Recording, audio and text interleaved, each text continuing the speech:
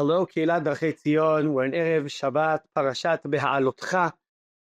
This week we're reading the Haftarah from the prophecy of Zechariah, the same Haftarah that we read on Chanukah, and we have the description of the menorah, which from this prophecy we have the symbol of Medinat Israel. While we read the Haftarah, we talk about Yehoshua, the Kohen HaGadol at the time of the beginning of the second Beit HaMikdash.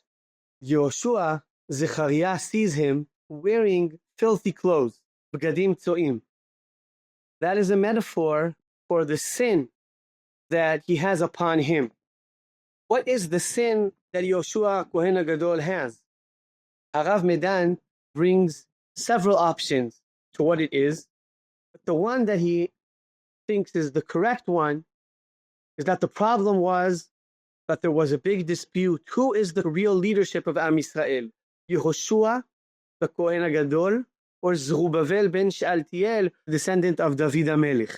And we have Yehoshua and Zerubbabel, and they have this argument. And Harav Medan shows and proves from different places and the different sources from Beit Sheni that we can see in the different books and in Zechariah himself that there was a tension between them, and that maybe even the non-Jews that were here in Eretz Israel used this tension in order to interfere with the building of the Mikdash, and came and tried to show that where there's this gap between the two groups, those who are for Yehoshua and those who are for Zerubbabel, that's where they managed to come in and maybe try to cause a fight or to cause problems in building the Mikdash. Of course, the tshuva, the tikkun, is when there's peace, when they come together, connected together to building Beit HaMikdash and understanding the correct role of each one of them together, combined in the leadership of Am Yisrael.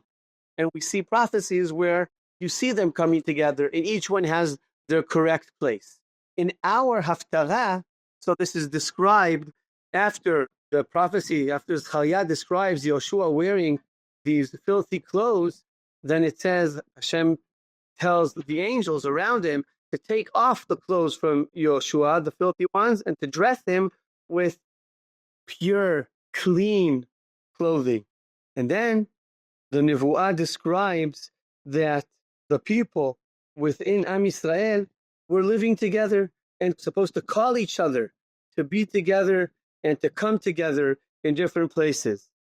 ביום ההוא נאום השם צבקות, תקראו איש לרעהו אל תחת גפן ואל תחת תאנה.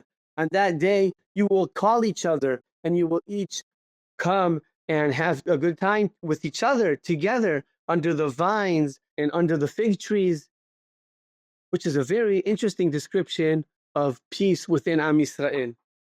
Yes, there is a purpose. They're going to build the Mikdash together, but it's not just enough to be united around a purpose if you don't manage to live together. And to manage to live together is connected, I think, to this idea where they're united around an idea, a purpose, this togetherness.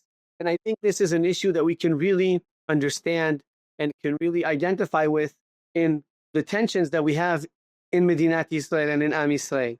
The ability to really be together, to live together, is dependent on the feeling of deep togetherness based on a bond around mutual destiny and a mutual purpose.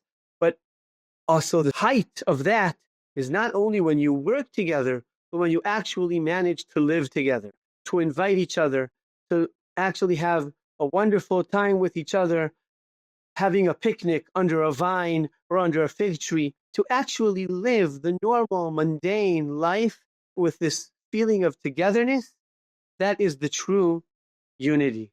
Through mutual purpose, that is the way of living with complete togetherness. Shabbat Shalom.